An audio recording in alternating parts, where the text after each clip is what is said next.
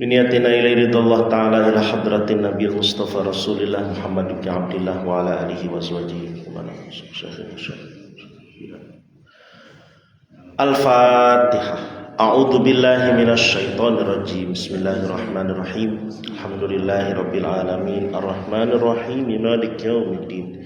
Iyyaka na'budu wa iyyaka nasta'in. Ihdinas siratal mustaqim, siratal ladzina an'amta 'alaihim ghairil maghdubi 'alaihim waladdallin.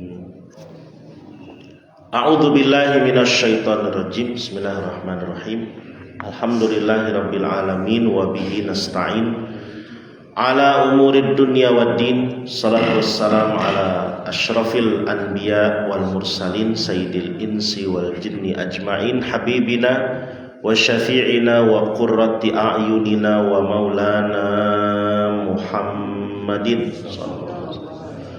wa ala alihi wa ashabihi wa azwajihi wa ahli baitihi wa dzurriyyatihi wa ansarihi wa atba'ihi ajma'in, amma ba'd. Allahumma rabbi shrah li sadri wa yassir li amri wahlul 'uqdatan min lisani yafqahu qawli. Rabbi zidni ilma warzuqni fahma. Subhanaka la ilma lana illa ma 'allamtana innaka antal alimul hakim.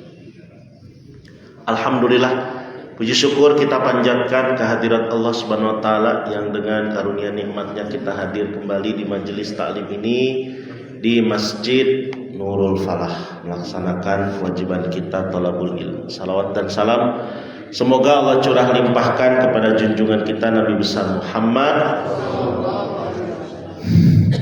Hari ini Sabtu 29 Syawal, ujung Syawal Pak hari ini ya.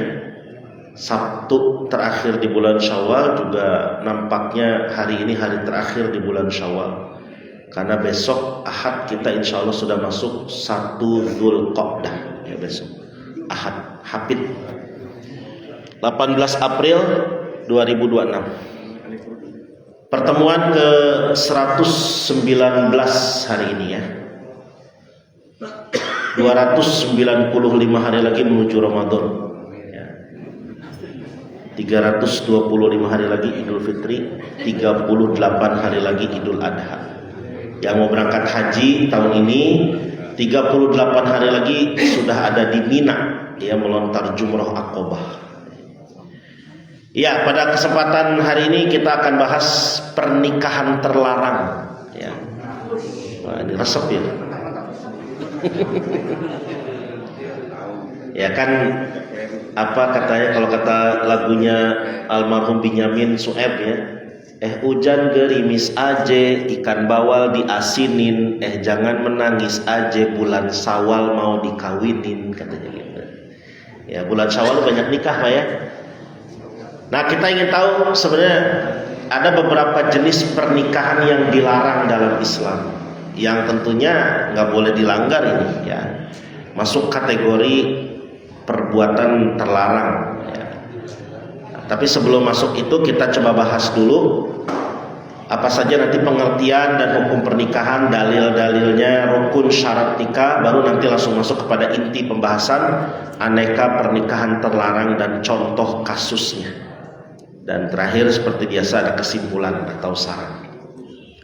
Beberapa kitab fikih yang dijadikan patokan untuk bahasan ini, juga ada buku kompilasi hukum Islam ya, dari negara kita ini punya kumpulan tentang hukum-hukum perdata ya, baik nikah, wakaf, kemudian juga harta waris ya, itu dikumpulkan seluruh aneka hukum itu dalam satu buku, namanya buku kompilasi hukum Islam. Nah, apa pengertian dan hukum pernikahan? Nikah berasal dari kata an-nikah yang memiliki makna al-jam'u. Ada juga dimaknai ad-dhammu yang berarti kumpul, menghimpun ya. Kenapa begitu? Karena nikah itu menghimpun dua orang ya, dua orang yang berbeda asal usul, berbeda mungkin juga berbeda suku ya, berbeda karakter dihimpun. Juga bermakna at-tazwij, al-jima', al-wat' yang berarti bersetubuh. Jadi ketika dikatakan nakaha, rajulun imra'atan, seorang laki-laki menggauli, mensetubuhi seorang perempuan. Itu bahasa, secara bahasa Pak ya. Jadi nikah itu sudah bermakna kawin sebenarnya. Cuman di kita kan seolah kawin tuh kesannya konotasinya apa? Negatif ya. Kawin tuh embe kawin, kambing kawin, kucing kawin gitu ya. Padahal kawin itu istilah itu sudah masuk nikah sendiri juga ada maknanya kawin secara bahasa. Makanya mengapa dalam akad nikah yang diucapkan adalah saya terima nikah dan kawinnya. Itu double ya. Akad diperbolehkannya, nikah itu apa sih? Akad diperbolehkannya hubungan seksual antara laki-laki dan perempuan menggunakan lafaz an-nikah, lafaz at-tazwij atau kata-kata lain yang semakna. Ini ada dalam kitab Fathul Wahhab. Ya, makanya tadi kalau dalam pernikahan itu kalau pakai bahasa Arab ankahtuka wa zawwajtuka, sebagai wali ngomongnya gitu. Saya nikahkan kamu, saya kawinkan kamu. Ya, dan si mempelai pria menjawab qabiltu nikahaha wa tazwijaha, saya terima nikah dan kawin. Ya. Atau kata-kata lain yang semakna, intinya yang menuju ke arah pernikahan. Itu setelah ada akad itu Pak, padahal ucapannya semenit, nggak nyampe semenit malah, tapi langsung boleh Pak itu hubungan suami istri halal. Ya.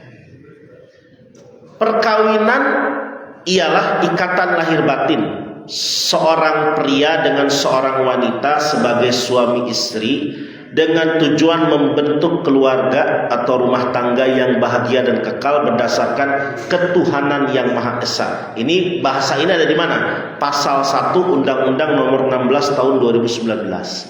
Tadinya ini undang-undangnya itu yang lama, yang tahun 1974. Itu belum direvisi-revisi Pak. Ya baru direvisi di tahun 2019.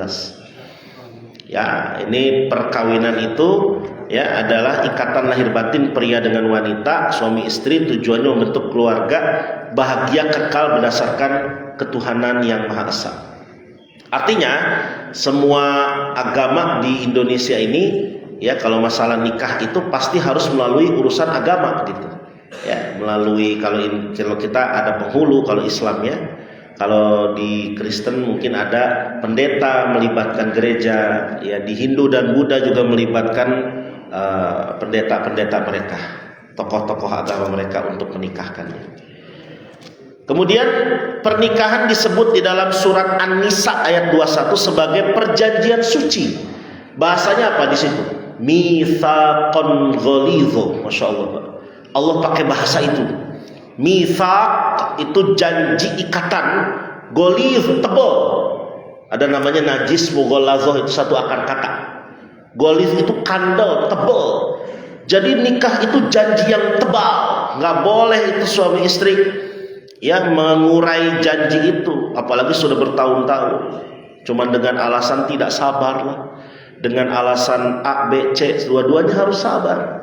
Apalagi udah aki-aki ini ya mau nyari apa lagi sih ya, pakai bercerai Pak, udah aki-aki ini bercerai ya Allah ya, udah itu ikatan yang suci kuat, harus sabar ya, seperti yang saya pernah bilang ya, kalau suami harus sabar dengan istri apapun itu kondisinya ya. Sebelum nikah perempuan itu kembang desa, kalau setelah menikah kembang api Pak. Ya harus sabar, bapak-bapak kita harus sabar. Makanya ikatan itu harus dikuatin ya. Kalau si istrinya lagi marah, suaminya ngulur dikit, jadi biar nggak tegang. Kalau sama-sama tegang, putus Pak itu ikatan. Suami narik, istrinya lagi narik, wah kenceng marah-marah, suaminya ngulur dikit, ya udah. Sebaliknya ketika suaminya yang naik pitam, istrinya ngulur. Kalau dua-duanya narik, pegat, gitu. Jadi pernikahan itu seni ya dalam mengatur ikatan itu supaya tetap bertahan. Membawa konsekuensi hukum, hak dan kewajiban bagi suami istri demi mencapai keluarga sakinah, mawaddah, warahmah. Ini tujuannya ya, sakinah, mawaddah, warahmah. Itu sakinah itu artinya tenang ya, mawaddah cinta, rahmah sayang. Ini sebenarnya tahapan dalam pernikahan Pak. awal-awal nikah itu tenang dulu, sakinah, suami istri itu akan tenang. Dulu waktu masih bujangan, masih perjaka, perawan ya, calon ini masih perjaka perawan belum nikah, tapi sudah mulai ada ikatan gitu ya, sudah mulai berjanji lah akan menikah. Itu galau Pak. Dia kemana, sama siapa, di WA, di SMS terus gitu kan, di telepon, kamu di mana, sama siapa, udah makan belum, udah mandi belum, gitu. Takutnya diambil orang. Tapi kalau udah akad, itu udah tenang hati, sakinah. Itu awal pernikahan. Terus setelah mulai pernikahan awal-awal itu masih mawaddah, cinta, nafsu birahinya masih tinggi. Tapi kalau sudah tua, itu yang muncul rohmah. Rohmah itu kalau bahasa Sundanya nyaah. Ya, udah nggak mikirin lagi karena birahi udah tua mah, tinggal nyaah, aki-aki nini berduaan gitu ya. Udah balik modal kalau kata orang kita bilang ya. Nah, udah tinggal aki-aki nini, anak-anak udah pada bencar. Anak udah pada punya rumah tangga masing-masing. Itu tinggal duaan di rumah aki-aki nini. Itu rahmah yang muncul. Kesian ngelihatnya juga, aki-aki ngeskolot jalan nges hese, cina udah susah jalan. Dan juga sama nini batuk-batuk wae, bengek wae gitu ya. Jadi sama-sama sayang Pak, yang muncul rahmah. Itulah sakinah, mawaddah, warahmah. Ya. Hukum pernikahan. Hukum pernikahan mubah pertama itu, hukum asal. Hukum asal pernikahan mubah. Ya, dasar asal ya, hukum segala sesuatu itu mubah. Lantas kemudian bisa menjadi sunnah buat siapa? Bagi orang yang mampu secara fisik, mampu secara finansial, tapi masih mampu mengendalikan hawa nafsu. Ini anak muda nih secara fisik udah mateng, udah bagus, udah keren lah gitu ya, udah bagus, sehat. Secara finansial kerjaan dia udah cukup lah bisa nafkahi orang lain. Tapi dia masih bisa nahan nafsu, masih pengen ngejar karir misalnya. Itu sunnah buat dia nikah. Nggak nyampe wajib ya. Tapi bisa jadi wajib kalau apa? Orang yang mampu secara fisik udah oke, finansial udah oke, dan nggak bisa mengendalikan nafsu. Kalau nggak buru-buru nikah dia zina. Ya, dia bakal jajan terus nih anak nih, gitu ya. Dia bakal melampiaskannya dengan cara yang nggak benar dalam Islam. Maka wajib buat si eta nikah. Kalau masih bisa mengendalikan nafsu, sunnah. Tak dulu saya masih ngejar karir, masih pengen ngejar sekolah dulu sampai S2 minimal gitu ya. Malah sampai S3 beresin dulu kuliah baru saya nikah. Dia masih mengendalikan nafsu. Ya, dia target pokoknya sebelum 27 sudah beres S3 dan nikah di usia itu. Itu dia mengendalikan nafsu, itu sunnah banget. Tapi kalau dia baru juga usia 23, udah gonta-ganti pacar, ya, udah gitu udah kemana-mana segala macem lah. Buruan tuh nikah tuh kayak gitu, jangan lama-lama, wajib. Makruh nikah itu buat siapa? Orang yang mampu secara fisik tapi belum mampu finansial. Fisik mah udah siap, badan udah oke, ganteng lagi, gagah, tapi belum punya kerjaan. Ya contohnya anak-anak SMA itu kan udah fisik mah udah pada keren-keren, anak SMA udah pada siap itu sebenarnya matang itu. Tapi secara finansial kan belum cukup mereka Pak, masih ditopang orang tua. Jadi kalau sudah fisiknya oke tapi finansial belum oke, jangan coba-coba nikah. Makruh buat dia nikah. Mau dikasih makan apa tuh anak orang? Pasti dia menjawab, aku hanya akan memberikan cinta. Wah, makan itu cinta. Ya, aku akan memberikan cinta, kata Masya Allah. Jadi makruh kalau secara finansial kerjaan belum punya, istilahnya penghasilan belum punya gitu ya, entah apapun itu pekerjaannya, ya nekat pengen nikah. Ini makruh. Haram buat siapa? Orang yang niat menyakiti pasangannya, ya, atau melakukan pernikahan yang terlarang yang nanti kita akan sebutkan. Dia misalnya niat, saya mah nikah ke si itu mah karena pengen harta warisnya. Dia mengkandung anak perempuan satu-satunya, bapaknya kaya raya, ya. Kalau dia meninggal bapaknya, saya tinggal ambil harta warisnya, saya ceraikan. Itu niat nikahnya pengen ngambil waris Pak, nyakitin. Itu dosa, itu haram. Ya. Jadi hukum nikah bisa tergantung sikon, situasi kondisi. Ya, mubah itu hukum asal, tapi bisa jadi sunnah, bisa jadi wajib, makruh, dan bisa jadi haram. Dalil nikah. Al-Quran. Di Al-Quran kita akan dapati banyak sekali ayat-ayat isyarat tentang pernikahan. Misalnya An-Nisa ayat 1, manusia diciptakan dari seorang laki-laki dan seorang perempuan. Ini dalil yang biasa dibacakan di khutbah nikah sebelum mulai acara akad ya. Ya ayuhan nas taqu rabbakumul ladzi khalaqakum min nafsin wahidah wa khalaqa minha zawjaha, dan seterusnya. Itu An-Nisa ayat 1 ini ya.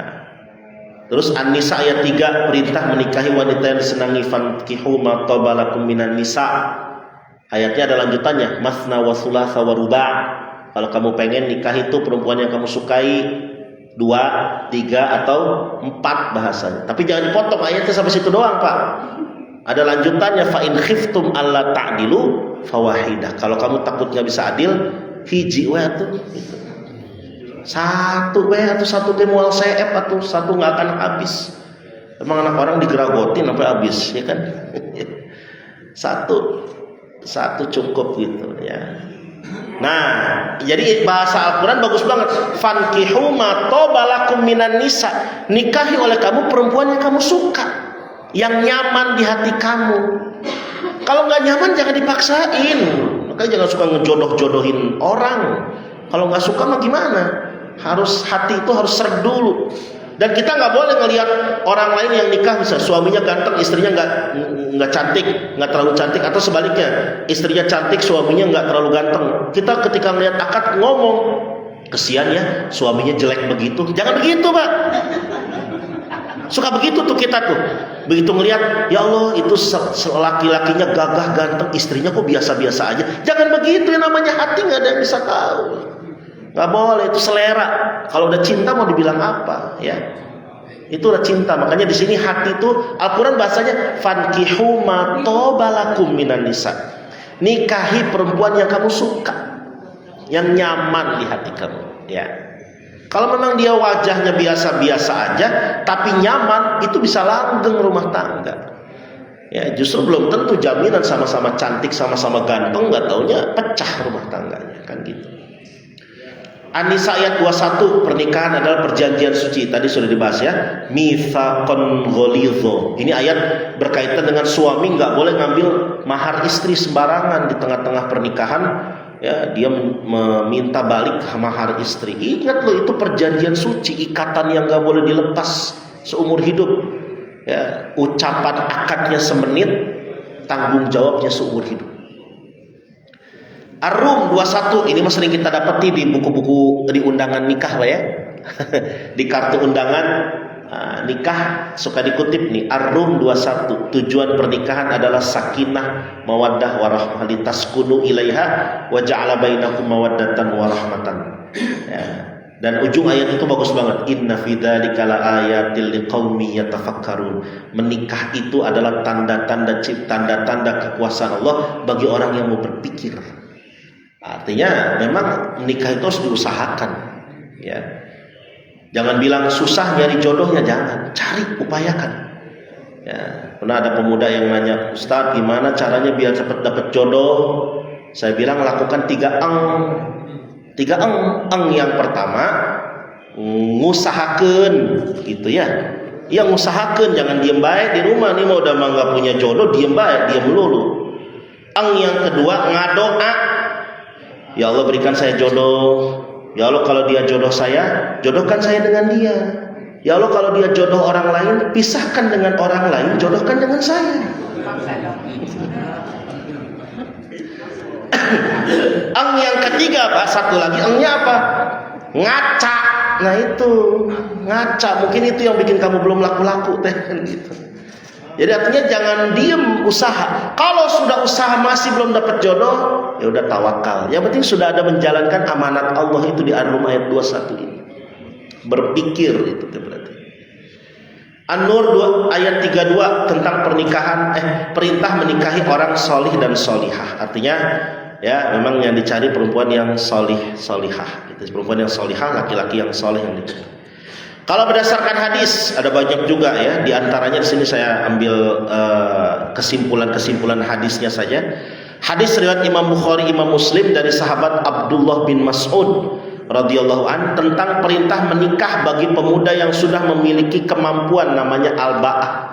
Nabi bersabda dengan bahasa yang sangat bagus sekali, manis tato ayama syaros syabab, wahai pemuda. Nabi bahasanya begitu Pak. Ya ma'syaras syabab, wahai pemuda, manis tato aminkumul ba'ah falyatazawwaj. Yang mampu, yang barang siapa di antara kalian yang sudah mampu untuk melakukan al-ba'ah. Al-ba'ah ini mempunyai kesanggupan menanggung hidup orang lain. Falyatazawwaj, nikah. Kenapa nikah? Fa innahu aghaddu lil basar. Menikah itu dapat menundukkan pandangan. Wa ahsanu lil faraj, memelihara kemaluan. Terus kalau belum mampu gimana ya Rasul? Faman lam yastati, kata Nabi, yang belum mampu fa alaihi bisaum, perbanyak puasa. Yang belum mampu perbanyak puasa gitu. Nah, itu kan. Jadi perjaka tadi yang belum laku-laku ya banyakin puasa deh gitu ya. Ya tapi tentu dengan usaha.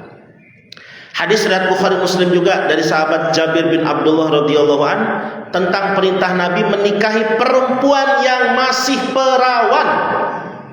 Jelas nih ayat hadisnya ya. Nikahi perempuan yang masih perawan. Gitu ya. Artinya itu lebih diutamakan. Bukan berarti janda tidak diutamakan, tapi janda itu kan namanya janda. Janda itu tahapan nomornya nomor kedua. Paling utama perawan. Ya. Yang ketiga, hadis riwayat Abu Dawud, Imam Nasai dan Imam Ahmad dari sahabat Maqil bin Yasar, sahabat Anas bin Malik radhiyallahu anhu, perintah menikah dan memperbanyak keturunan. Kata Nabi, menikahlah kalian, perbanyaklah anak. Aku nanti di akhirat akan berbangga-bangga dengan umat lain, katanya, dengan jumlah umat yang banyak. Begitu. Jadi Nabi minta kita nikah terus banyakin anak supaya jumlah umat Nabi itu banyak gitu. Nanti Nabi ingin menunjukkan kepada umat yang lain, nih umatku jumlahnya banyak begitu. Ya, itu perintahnya sahih, hadisnya sahih. Ya, makanya kalau dulu kan di BKKBN ada apa slogan, 2 anak lebih baik begitu Pak ya. Itu ternyata dibacanya nggak begitu, nggak 2 anak lebih baik, tapi 2 anak lebih baik begitu Pak. 2 anak lebih baik gitu. Jadi anaknya banyak 4, 5 ya. Rukun dan syarat nikah. Rukun nikah. Rukun nikah nggak banyak, cuma 5. 1, adanya mempelai pria. 2, adanya mempelai wanita. 3, adanya wali dari wanita. Wali itu orang yang bertanggung jawab atas wanita itu sebelum nikah. 2 orang saksi. Dan 5, akad ijab kabul. Itu aja. Ini aja rukun nikah Pak. Komposisi utama nikah itu. Ustadz, mahar gak ada di situ. Mahar bukan masuk kategori rukun nikah. Mahar masuknya adalah wajib nikah sebagai simbol nafkah awal. Jadi mahar nggak dihadirkan, nggak disebutkan juga di awal, asal istrinya ridho sah. Ya. Maka begini Pak, saya sering katakan ke anak-anak murid di sekolah ya. Kalian ini ya, karena pelajaran nikah ini udah di madrasah aliyah tuh udah diajarin.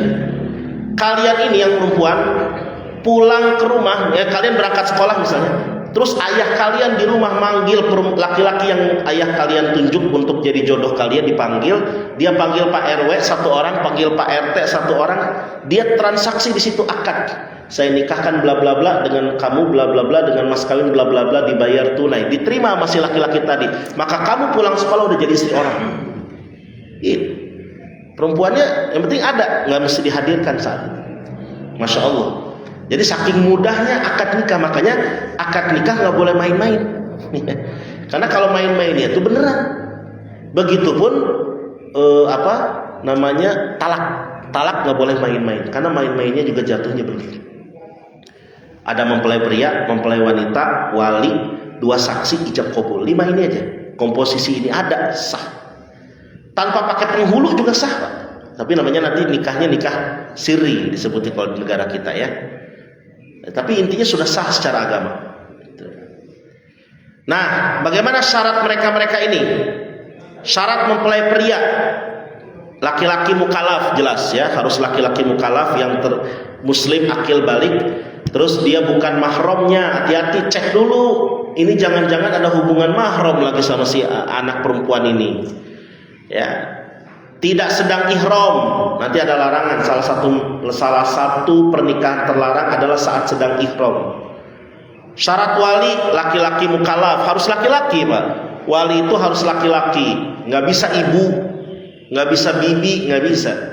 Harus ayah, paman, saudara laki-laki, gitu ya. Terus adil, dia bukan pelaku dosa. Ya, orang yang adil itu maksudnya bukan pelaku dosa. Biasanya wali nasab, ayah, paman, saudara laki-laki. Jika tidak ada, wali hakim. Siapa wali hakim teh? Kepala kantor urusan agama, itu wali hakim. Ya, kepala KUA itu dia menjadi wakil pemerintah bagi perempuan yang nggak punya wali nasab. Ya, misalnya ada seorang perempuan, bapaknya meninggal, pamannya nggak ada, kakeknya udah meninggal, saudara laki-laki nggak punya, maka walinya kepala KUA. Gitu. Langsung kepala KUA yang jadi. Dan harus kepala KUA, nggak boleh penghulu di bawah dia, nggak boleh. Harus kepala KUA. Gitu. Ya, wali hakim. Makanya nanti dipesan dulu, gitu kan, datang dulu ke KUA, kapan jadwal nikahnya, terus nggak punya wali, maka nanti harus dijadwalkan kepala KUA yang datang di acara akad itu.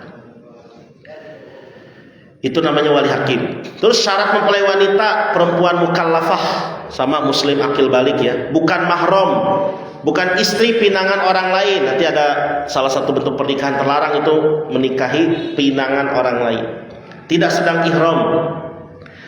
Terus 2 orang saksi, minimal 2 orang laki-laki. Ada yang nanya, bolehkah perempuan? Para ulama sepakat tidak boleh.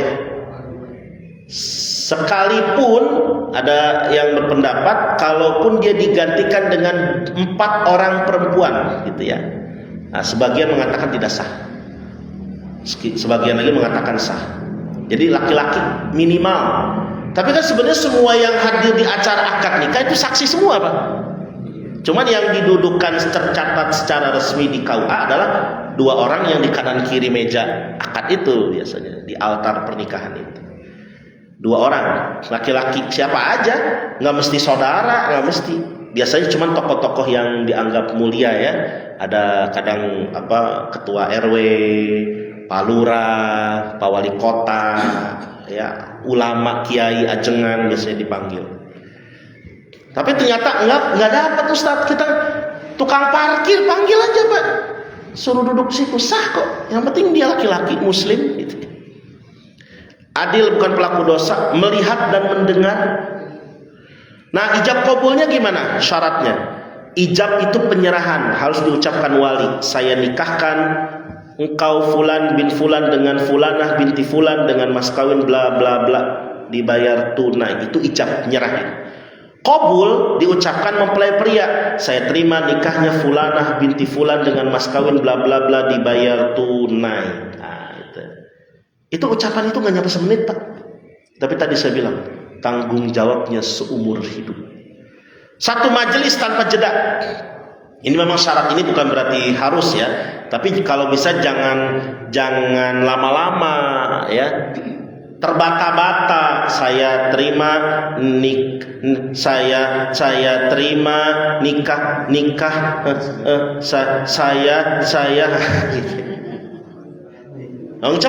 saya terima nikahnya fulanah binti fulan dengan mas kawin bla bla bla, dibayar tunai. Itu cuma gitu doang, jadi langsung itu. Nah, ini syarat ya. Jadi kita harus cermati dengan baik syarat-syarat ini. Nah, sekarang kita lihat kepada inti permasalahan, aneka pernikahan terlarang dan contoh kasusnya. Coksus ya, coksus itu contoh kasus Pak. Pertama, nikah mahram, menikahi perempuan yang mahram. Pernikahan 2 orang yang memiliki hubungan darah nasab atau ada hubungan persusuan atau kekeluargaan akibat pernikahan, namanya musyawarah istilahnya. Pernikahan ini otomatis menjadi batal dan tidak sah. Harus dibatalkan nikahnya. Namanya fasakh. Contoh, paman menikahi keponakan, ayah tiri menikahi anak tiri, pernikahan saudara sepersusuan yang sempat terpisah. Mungkin kalau paman sama keponakan insya Allah bisa terdeteksi gampang itu mah. Ayah tiri juga pastinya nggak mungkin ya, kalau memang dia tahu hukum Islam pasti. Yang agak sulit itu saudara susu Pak. Ini hati-hati ya. Kenapa itu penting? Karena boleh jadi dulu waktu kecil di kampung itu, ini si anak ini laki-laki, anak laki-laki tetangga disusuin kepada satu ibu susu yang tetangganya. Terus anak tetangga lain karena kebetulan ibu-ibunya mereka itu tidak subur air susunya, asinya, disusui kepada ibu yang sama. Akhirnya setelah mereka dewasa, mereka mencari. Ada yang kuliah di Bandung, kuliah di mana gitu ya. Ketemu di satu tempat kuliah tanpa mengetahui asal usul masing-masing, padahal pernah tetangganya teteh. Ketemulah di Bandung misalnya di UPI, ya di UPI Bandung. Suka, gitu ya. Ternyata mereka dulunya satu susu. Menikahlah mereka, begitu akad nikah ibu susunya diundang. Ya, kata ibu susu, lah kalian dua-duanya pernah disusui sama ibu waktu kecil, maka otomatis nikahnya langsung batal saat itu Pak. Harus berhenti udah, nggak boleh diterusin. Gitu, nggak boleh. Karena saudara kandung itu, ibarat saudara kandung. Makanya deteksi dulu, nggak boleh sembarangan. Bahkan mohon maaf, kalau sudah nikah, punya anak harus cerai otomatis. Gitu. Kalau ada saksinya ya. Ibu susunya bisa bersaksi kalian adalah, dan dicek di pengadilan agama segala macam, ternyata betul mereka adalah saudara susu, batal demi hukum Pak. Batal demi hukum. Namanya fasakh. Ya. Makanya sebelum nikah cek dulu. Ya, kamu pernah disusui nggak sama ini? Gitu tanya Pak. Ya. Ternyata dia satu asal usul. Dan itulah mengapa kita makanya nggak boleh nikah sampai sekarang dengan sapi Pak. Yang kedua Pak, nikah liwat. Apa liwat? Nikah hubungan seksual sesama jenis kelamin, homo, LGBT. Sepakat ulama haram nih, tanpa pengecualian. Nggak ada, cari madhab manapun nggak ada yang menghalalkannya. Madhab sekalipun se-ekstrim, mohon maaf ya, se-ekstrim madhab Syiah dalam kaum muslimin, tetap Syiah itu mengharamkan LGBT, homoseks, nggak ada. Madhab mana cari, ya, itu sepakat haram tanpa pengecualian. Laki-laki dengan sama laki-laki namanya liwat, pakai tok ya, liwat. Nabi yang diutus kepada kaum liwat namanya Nabi Lut, gitu. Atau perempuan sesama perempuan namanya as-sihaq, ini lesbian ya. LGBT itu lesbian, gay, biseksual dan transgender. Ada yang nambah ki sekarang, queer. Ya, lesbian itu laki, perempuan dengan perempuan, gay laki dengan laki, biseksual dua-duanya. Dia punya anak, si laki-laki ini punya anak, punya bini, punya istri, tapi juga dia suka sama menjalin hubungan sama laki-laki gitu. Kalau transgender itu yang banci, bencong gitu ya. Kalau queer itu yang mirip-mirip dengan itu. Itu masih ada, tahapnya empat kelainan ya. Tapi kalau menurut mereka yang mendukung LGBT itu bukan kelainan, itu fitrah manusia. Kalau fitrah manusia berarti lebih bobrok daripada binatang. Kucing aja nggak pernah kawin sama sesama kucing jenis kelamin yang sama. Ya, anjing nggak pernah sesama jenis kelamin. Gitu. Kalau manusia melakukan itu berarti lebih bejat daripada hewan. Bahkan di Thailand itu, naudzubillah ya, namanya juga Thailand ya, itu diresmikan LGBT ini. Bahkan di sana jenis kelamin bukan lagi 2, bukan lagi 4, 17 jenis kelamin Pak. Di sana itu. Ada istilahnya lesbi, gay, itu kan udah jelas kedua itu ya. Kemudian ada lagi di sana tom, ya. Ada lagi beberapa jenis kelamin dengan kriteria masing-masing. 17 jenis kelamin diakui. Nah ini liwat haram. Ya, dan jangan sampai ini dilegalkan di negara kita, naudzubillahi min dzalik ya. Terus yang berikutnya nikah mut'ah.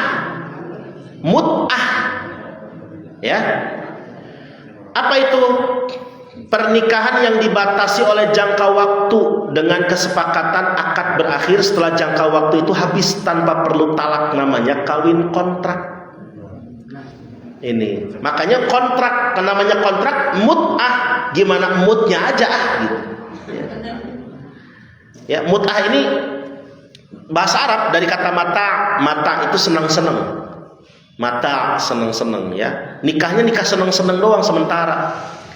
Sempat diperbolehkan di awal-awal Islam, terutama di zaman perang-perang. Nabi waktu zaman perang ini perang itu, terus sahabat kan lama 3 bulan di luar sana. Mereka ingin melampiaskan hasrat, kata Nabi boleh nikah dengan penduduk setempat. Tapi nikah bukannya zina, nikah tapi dengan masa batas waktu. Boleh awal-awal Pak. Tapi begitu sudah Fathu Mekah tahun 8 Hijriah dilarang total. Ini berdasarkan hadis riwayat Imam Muslim ya. Dilarang total setelah pembebasan kota Mekah itu. Maka Nabi bilangnya dengan jelas di situ sampai hari kiamat. Bayangkan ya, di teks hadisnya sampai hari kiamat. 4 madhab Sunni Ahlus Sunnah wal Jamaah, Hanafi, Maliki, Syafi'i, Hanbali sepakat haram. 4 madhab Sunni Ahlus Sunnah wal Jamaah. Hanafi yang banyak dianut di seluruh dunia, kemudian Maliki yang dianut oleh penduduk Afrika, kemudian Syafi'i Asia Tenggara ya, dan satu lagi Hanbali Arab Saudi. Itu sepakat haram nikah mut'ah. Tapi madhab Ja'fari, nah siapa Ja'fari ini? Syiah Imamiyah ya, ini salah satu madhab dari kaum muslimin ya. Ingat ya, Syiah itu bukan non muslim loh. Dia muslim ya, dan yang berani melawan Israel Pak. Nah, itu yang paling utamanya ya. Madhabnya namanya madhab Ja'fari Pak, yang dipakai kaum Syiah itu membolehkan nikah mut'ah, tapi dengan catatan itu pun dalam keadaan tertentu. Bukan berarti legal formal sebebas-bebasnya, ada batasannya. Ya diantaranya itu dalam kondisi-kondisi perang ya, dalam kondisi berjauhan suami istri itu ada kebolehan. Tapi bukan berarti dibebaskan sepuas-puasnya. Nah ini intinya nikah mut'ah, kontrak, kawin kontrak. Haram kalau di 4 madhab ya, kita terutama kita di madhab Syafi'i juga tidak membolehkan itu. Ada isu ya di beberapa tempat di beberapa wilayah melakukan itu ya. Tapi ya itulah, itu entah kebenarannya perlu dicek dan dicek ya. Yang paling populer di mana? Puncak katanya gitu Pak. Seorang laki-laki menikahi seorang perempuan dengan perjanjian waktu, kesepakatan kedua belah pihak, konsekuensi masing-masing saat masih terikat pernikahan dan setelah habis masa kontrak. Jadi ada perjanjian. Ini masalahnya adalah yang jadi korban perempuan. Sebab yang namanya perempuan mah ada bekas. Punya anak dari hasil itu. Lah anaknya putus sama bapaknya kalau kawin kontrak. Kesian itu anak perempuan. Itu kesian sih istrinya ngurus anak sendirian ya. Makanya kawin kontrak ini nggak dibenarkan dalam Islam. Nikah sigor, nah ini unik nih. Sigor, bukannya sigor seperti sigor doa kita, kamar bayani sigor, bukan. Sigor di sini bukan pakai sod, tapi pakai shin. Sigor. Apa itu? Praktik pernikahan 2 orang wali saling tukar menukar wanita dalam perwaliannya. Misalnya anaknya, saudarinya, untuk dinikahkan dengan masing-masing pihak sebagai mahar. Menjadikan anak atau saudari perempuan sebagai mahar satu sama lain. Contoh kasus, Philips menikahi anak perempuan Douglas. Ini saya bahasanya bahasa yang jarang dipakai namanya Pak ya. Philip menikahi anak perempuan Douglas dengan perjanjian anak perempuan Philip dinikahi oleh Douglas sebagai ganti mahar. Gitu. Jadi silang. Ya, si Philip punya anak perempuan, Douglas punya anak perempuan. Philip menikahi anak perempuan Douglas. Maharnya apa? Anak perempuan Philip dinikahkan kepada Douglas. Nah, itu dulu jahiliyah melakukan itu, Pak. Tapi Islam datang dihapus. Nikah shigor namanya.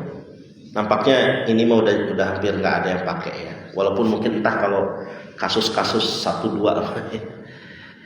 Kemudian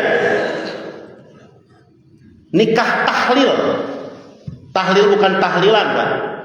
Hak besar itu tahlil. Ini hak kecil. Tahlil. Tahlil ini dari kata menghalalkan. Apa itu? Pernikahan yang dilakukan seorang pria dengan wanita yang sudah ditalak 3 oleh suami pertamanya, dengan niat hanya untuk menghalalkan wanita tersebut agar bisa dinikahi kembali oleh suami pertama. Diharamkan ini karena terdapat rekayasa dan mengakal-akali syariat. Tidak haram jika natural tanpa rekayasa. Contoh kasus, X, seorang laki-laki X menceraikan istrinya Y, talak 3 sekaligus. Kalau udah talak 3 nggak boleh rujuk, Pak. Kalau udah talak 3 nggak boleh rujuk suami. Hati-hati, makanya suami jangan mau seenak-enaknya mentang-mentang dia punya kuasa mentalak istri, dia ngomong aku talak 3 engkau. Itu nggak boleh balik lagi loh, ya. Nah, dia boleh balik lagi kalau si istri tadi dinikahi oleh laki-laki lain, terus diceraikan oleh laki-laki itu, baru boleh balik lagi jadi bekas. Nah, natural, kalau natural nggak apa-apa. Tapi kalau direkayasa, dia panggil temennya, dia panggil misalnya si Z, ente nikahi dulu bini anak tuh, mantan bini anak yang baru dicerai. Anak nyesel, nikahi dia, kawin akad nikah dengan walinya, nikah. Tapi udah beres nikah, ente ceraiin langsung, talak 3, supaya anda bisa balik sama dia. Nah, itu rekayasa, Pak. Itu nggak boleh, namanya tahlil, ya, nikah rekayasa. Tapi kalau natural, si X menceraikan istrinya Y, ya, terus dia dinikahi oleh Z, ya, setelah itu dia menceraikan, talak 3, langsung bisa balik tanpa rekayasa, nggak apa-apa. Ini banyak terjadi di zaman jahiliyah. Nyesel, Pak, udah ngomong talak 3, aduh saya nyesel. Ya salah sendiri, kenapa ngomong cerai, ya. Makanya laki-laki nggak boleh sembarangan, ya, ngomong cerai gitu, ya. Itu berimplikasi hukum. Begitu udah ditalak 3 nggak bisa balik, nyesel, ya udah cari laki-laki lain sampai bisa dihalalkan lagi. Kalau tanpa rekayasa nggak apa-apa. Tapi kalau dia mengatur, kamu nikahi istri saya, setelah dinikahi langsung ceraikan talak 3, maka ya saya bisa balik lagi. Itu namanya nikah tahlil. Lalu, Pak, nikah lintas agama. Ini haram, ya. Pernikahan seorang muslim muslimah dengan orang yang beda agama. Terdapat pengecualian. Kebolehan laki-laki muslim menikahi perempuan ahlul kitab. Kalau ini boleh. Siapa dia ahlul kitab? Yahudi dan Nasrani penganut Taurat dan Injil yang asli, gitu. Taurat dan Injilnya yang asli. Tapi masalahnya di masa modern seperti sekarang sudah sulit ditemukan. Binyamin Netanyahu udah nggak asli, Pak. Ya. Rahib-rahib, rabi-rabi Yahudi itu udah nggak pada asli. Kitab Tauratnya udah diganti jadi Talmud. Ya, dan Injil pun ya sudah berbagai versi, gitu ya. Jadi sudah sulit ditemukan. Maka sebagai tindakan preventif pencegahan, istilah fikihnya saddud dzari'ah, dihindarilah pernikahan ini. Ya, meskipun masih ada yang pakai, hanya tidak tercatat di KUA, tercatatnya di catatan sipil. Ya, itu. Masih ada yang melakukan itu, ya, dan beberapa artis melakukan itu. Ya itulah, intinya nggak boleh sebenarnya. Kalau mau pindah-pindah agama sekalian sana, gitu ya. Nah, itu lebih aman buat dia secara duniawinya, ya. Kalau bisa dia narik perempuan itu ke dalam agama Islam, itu lebih aman.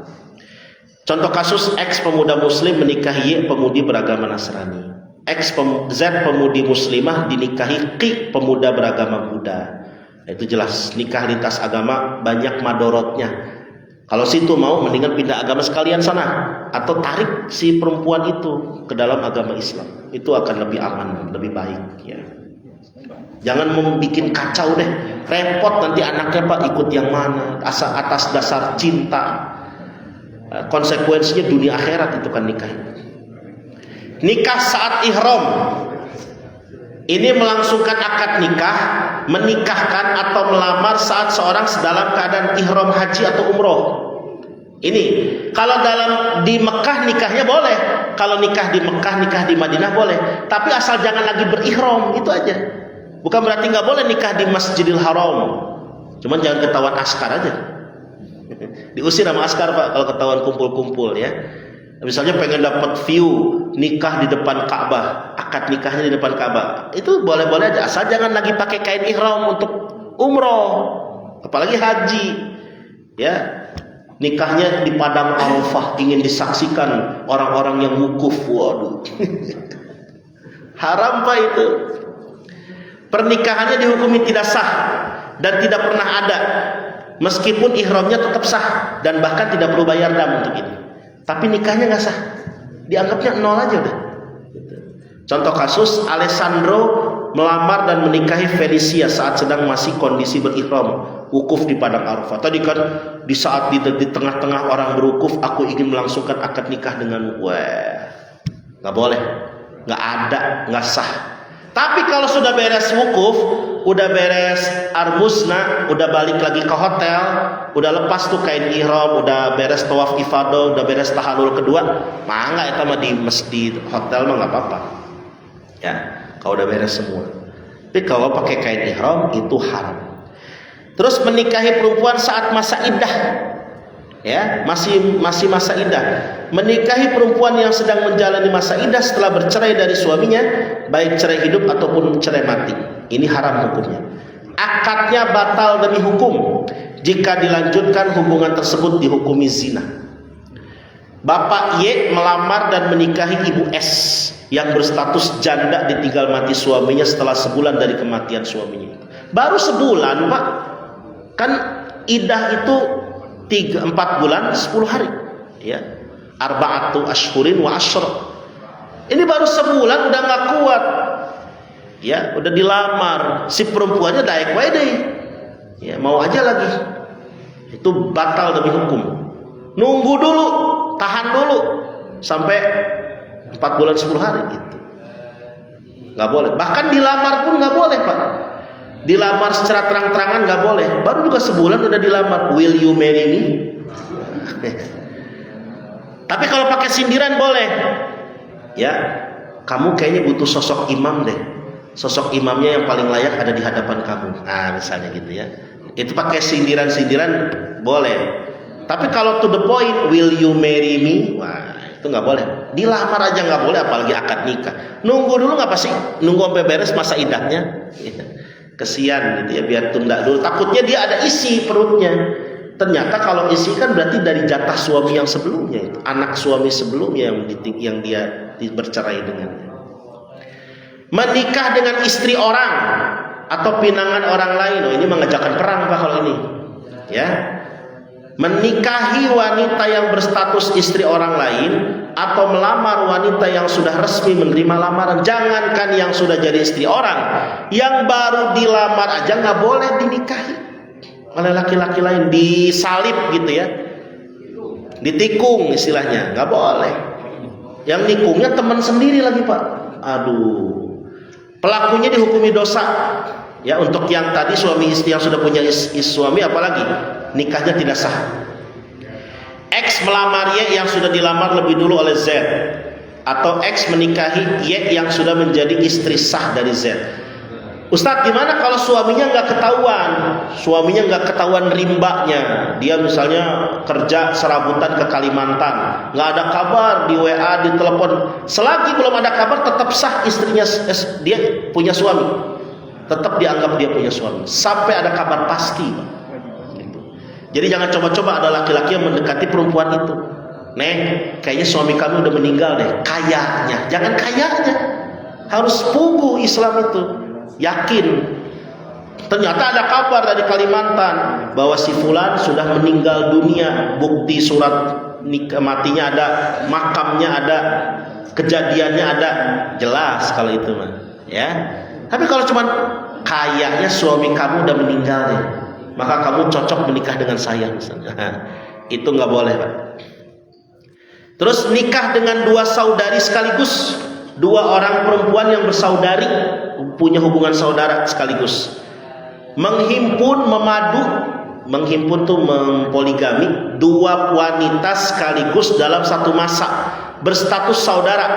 Misalnya kakak sama adik, langsung satu waktu kakaknya dinikah, adiknya dinikah. Bibi sama ponakan nggak boleh Pak. Bibi sama ponakan sekaligus, itu di surat An-Nisa ayat 23 dilarang, itu jelas. Bibi dengan ponakannya dinikahi sekaligus oleh seorang laki-laki, nggak boleh. Hukumnya haram mutlak. kecuali jika salah satunya wafat, maka berlaku istilah turun ranjang atau naik ranjang. Kakaknya meninggal, adiknya dinikah, turun ranjang, boleh Pak, boleh kalau itu ya. Atau adiknya yang meninggal, kakaknya dinikah, naik ranjang. Tapi digabung dalam satu waktu nggak boleh. Y menikahi Z dan X kakak beradik sekaligus dalam satu waktu, ini nggak boleh. Terus nikah poligami lebih dari 4. Ini ya, nikah poligami lebih dari 4. Menikah dengan lebih dari 4 perempuan dalam satu masa sekaligus. Nikah 1, 2, 3, 4, kelima dia mencari lagi Pak. Itu haram. Poligami dibolehkan maksimal hanya sampai 4 perempuan dalam satu waktu. Kecuali jika salah satunya diceraikan atau wafat sebelum sang laki-laki menikah lagi. Dia istri keempat atau istri pertama meninggal, berarti kan tinggal 3 istrinya, nikah lagi untuk mengisi kekosongan misalnya.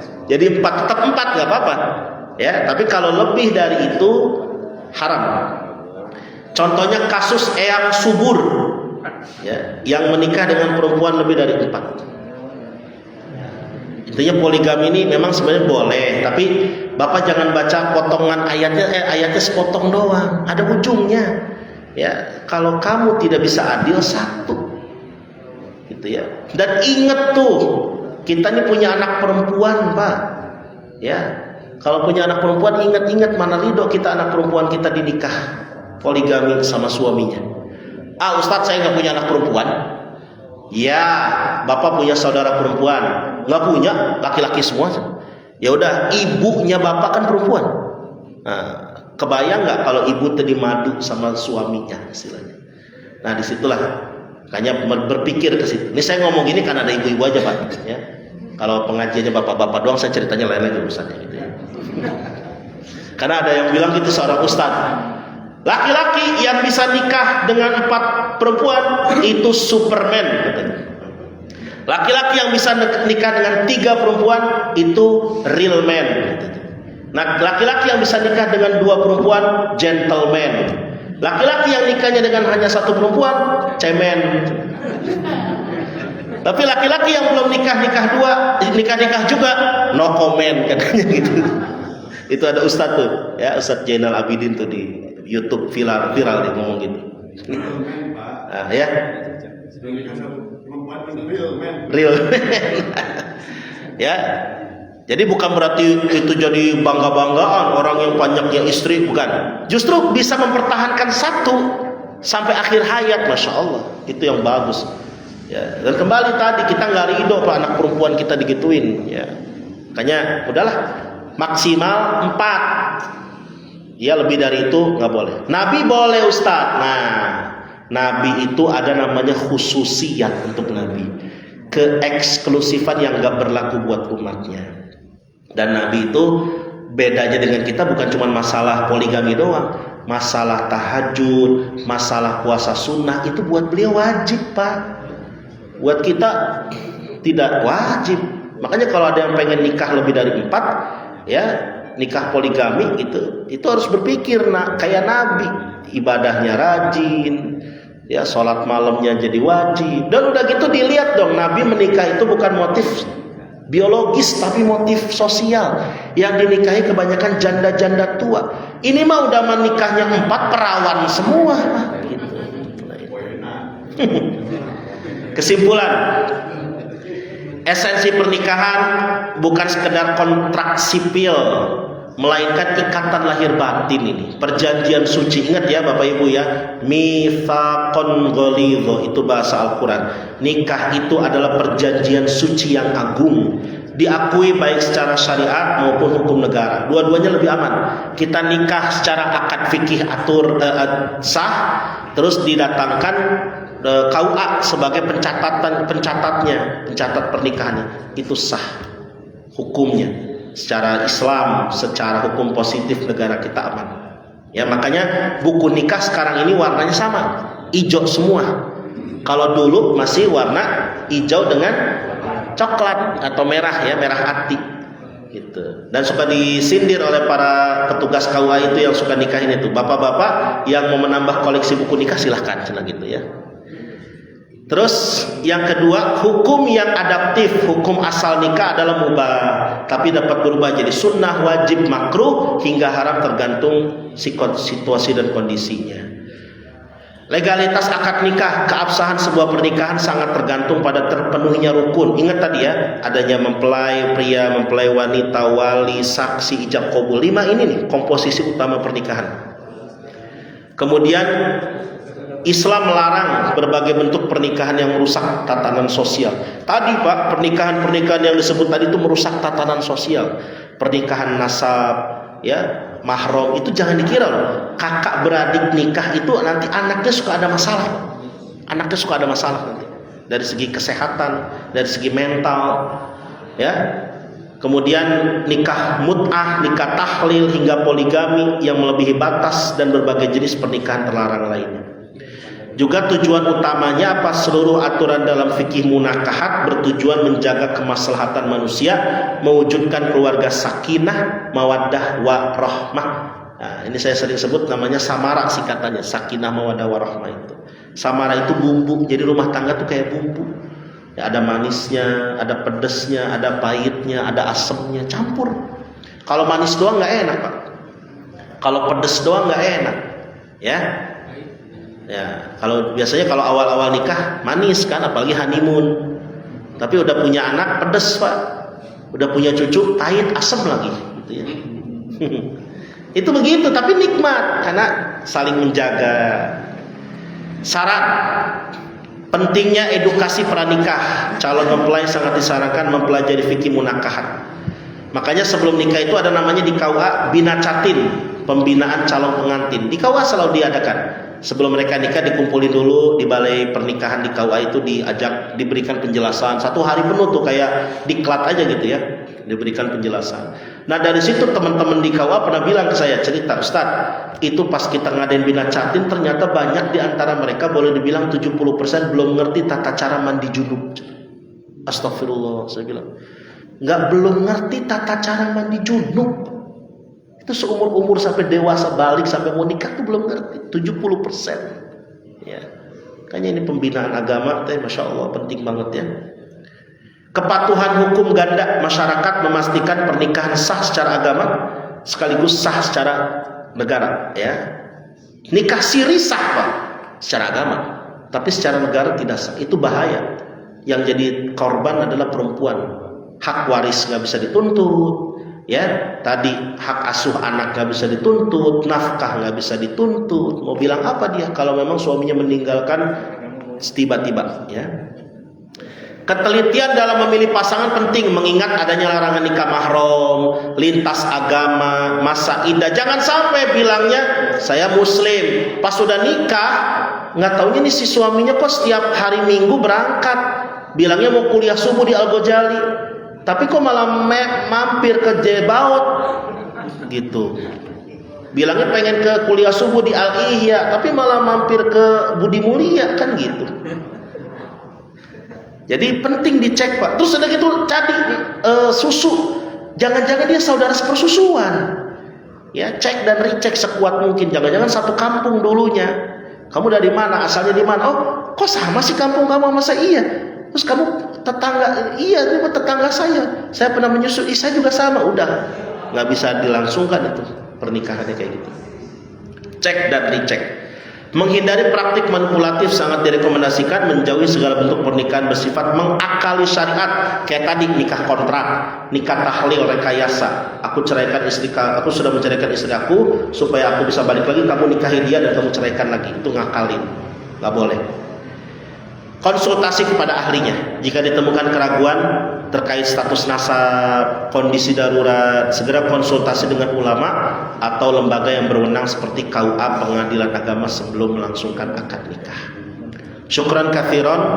Terima kasih, hatur nuhun. Nanti bahasan-bahasan lanjutnya insyaallah kita sambung nanti di Sabtu, 2 Sabtu yang akan datang. Sampai di sini.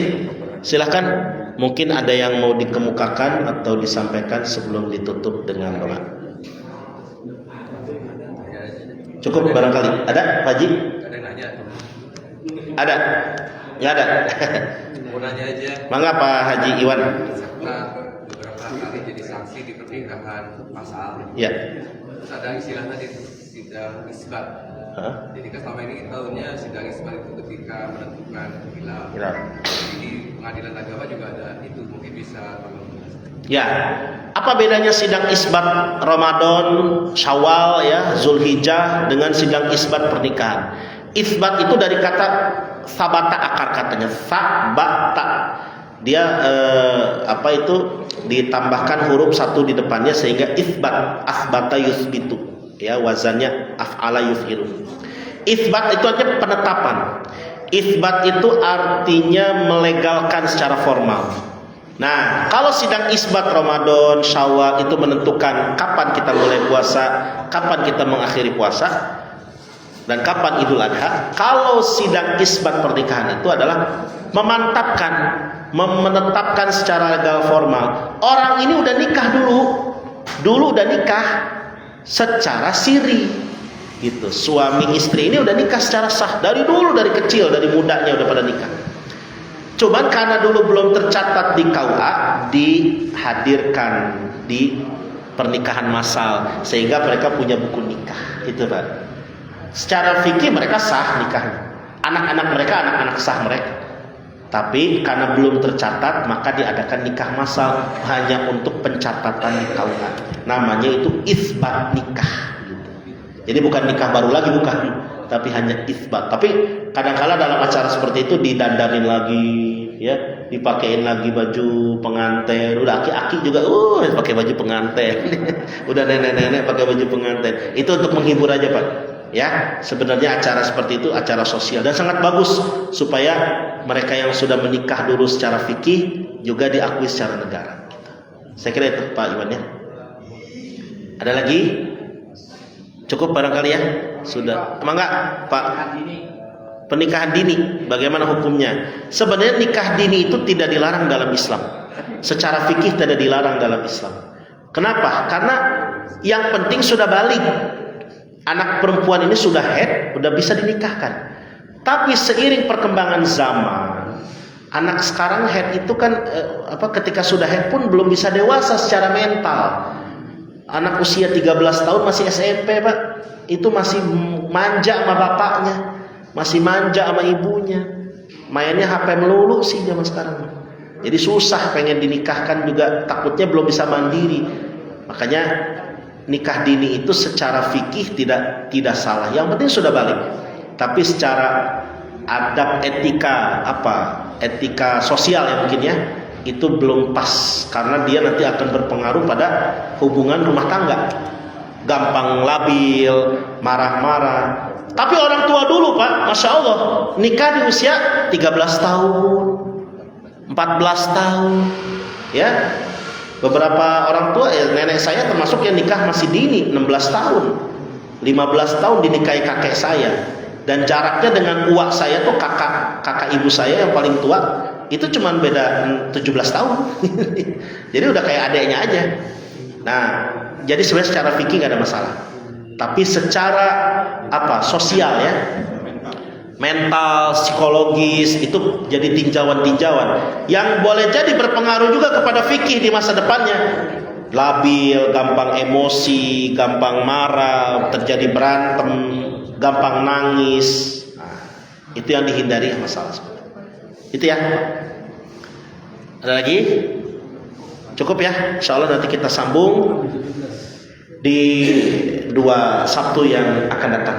Al-Fatihah. A'udzubillahi minasyaitonirrajim. Bismillahirrahmanirrahim. Alhamdulillahirabbil alamin. Arrahmanirrahim. Maliki yaumiddin. Iyyaka na'budu wa iyyaka nasta'in. Ihdinas siratal mustaqim. Shiratal ladzina an'amta 'alaihim ghairil maghdubi 'alaihim waladdallin. Amin ya Allah ya rabbal alamin. Alhamdulillahirabbil alamin. Allahumma lakal hamdu kulluh wa lakas syukru kulluh wa ilaika yurja'ul amru kulluh. Allahumma shalli wa sallim ala sayyidina Muhammad wa alihi wa sahbihi ajma'in. Allahumma anfa'na bima 'allamtana wa 'allimna ma yanfa'una wa zidna ilman nafi'a. Rabbana hab lana min azwajina wa dhurriyyatina qurrata a'yun waj'alna lil muttaqina imama. Rabbana atina fid dunya hasanah wa fil akhirati hasanah wa qina adzabannar warzuqna husnal khatimah. Sallallahu alaihi sayyidina Muhammadin wa alihi washabbihi wasallam. Subhana rabbika rabbil izzati amma yasifun. Salamun alal mursalin walhamdulillahi rabbil alamin. Subhanaka Allah